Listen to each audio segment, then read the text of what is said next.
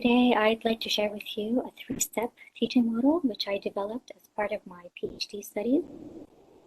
And as a result, I also developed an model. You can use this pedagogical model and framework in your teaching and assessment. The participants are first-year college students, and English is a required subject that they need to study because it accumulates towards their GPA. According to the Common European Reference, they are elementary students, and they have been placed in level A2 as a result of their placement tests. Additionally, previous research has proven that they have low speaking skills. So the aim of my study and the aim of the three-step model is to help them improve their speaking skills by increasing interaction and communication between them. The teaching approach that underpins my research is the communicative language teaching approach, which is referred to as CLT. And the main objectives of CLT is to develop English language learners' communicative competence. Communicative competence refers to the ability to understand and use language effectively to communicate in a wide variety of contexts and a wide variety of purposes. And this framework was developed for second language teaching. The second framework is Oracy Skills Framework. Oracy is the ability to use the oral skills of speaking and listening, and it was developed by Mercer, 2017. It's a framework for assessing speaking and listening. Now, the two frameworks, I combined them, and I developed an enhanced framework of communicative competence, but with a specific focus on teaching and assessing speaking skills. So the enhanced framework, I refer to it as communicative competence for speaking skills. The original model of communicative competence is actually composed of only 4 competences, which are grammatical, discourse, strategic, and sociolinguistic.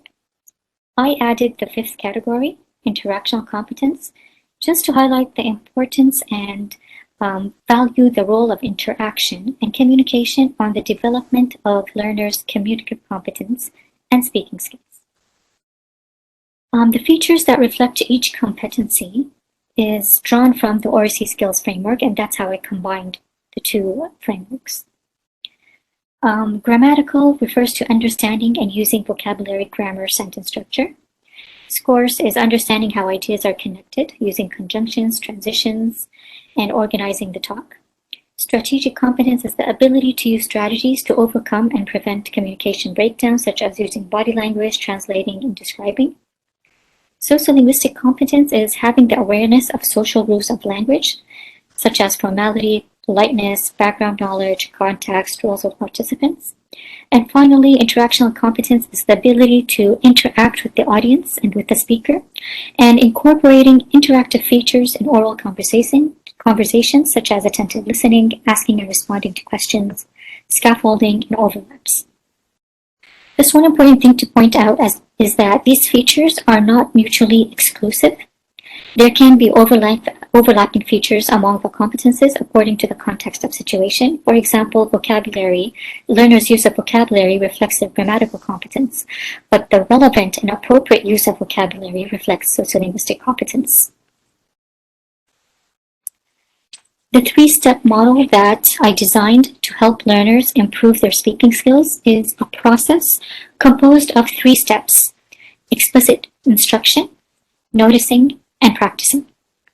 Explicit instruction refers to the teaching of the 5 categories and the components of communicative competence in a simplified way, using simple language to make it comprehensible to students, and I refer to it as features of communication. To explicitly teach these competences, I designed a PowerPoint presentation and worksheets to introduce the 5 competences to learners. The next step in my model is noticing. Noticing is providing opportunities for learners to notice how the features of communicative competence are used in oral and written texts. For oral text, I chose audio recordings that are related to their coursebook, and the speakers incorporated features of the communication. And for written text, I created worksheets to demonstrate how the features of communication can be used in conversations. I also designed a checklist for students to assess the written conversation and discover the features of communication. The final step in my CLT model is practicing, and it refers to encouraging learners to use the features in their oral communication through various interactive activities as well as self and peer assessment. The three-step CLT model reinforces features of communication in every step with the aim of developing English language learners' communicative competence. Now, there are multiple activities that reflect CLT. According to Richards, some of the CLT activities are information gap activities, jigsaw activities, task completion activities such as puzzles and games, information gathering activities such as student-conducted surveys and interviews, opinion sharing activities, and role plays. In my research, I focused on role plays. Now, according to Littlewood, there are different types of role plays. Role-playing control through cued dialogues, role-playing control through cues and information, role-playing control through situations and goals, role-playing in the form of debate or discussion, and improvisation.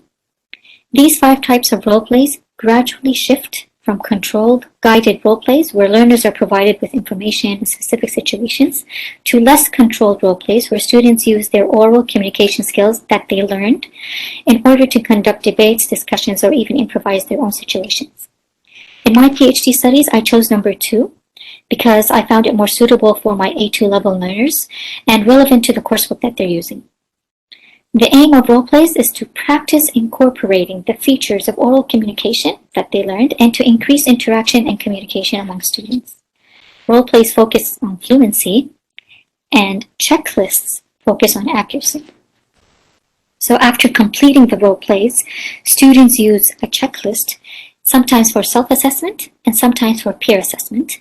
And I designed this a checklist by incorporating the 5 categories of communicative competence with features from ORC Skills Framework.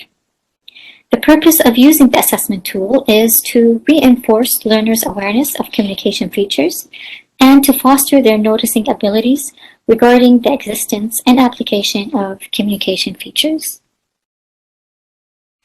Now, this is a case study of one of the participants, and by comparing the pre-test and the post-test in relation to the 5 categories of Speaking Skills Framework, I found there is some development in some features of the student's communicative competence. Regarding discourse competence, the student in the pre-test did not make use of some of the missing ending words and phrases or opening ending words and phrases. However, in the post-test, she was able to incorporate opening and ending words or phrases such as "How are you today?" "Hi," "Hello," and so on. Regarding grammatical competence, the student incorporated question words in the post-test.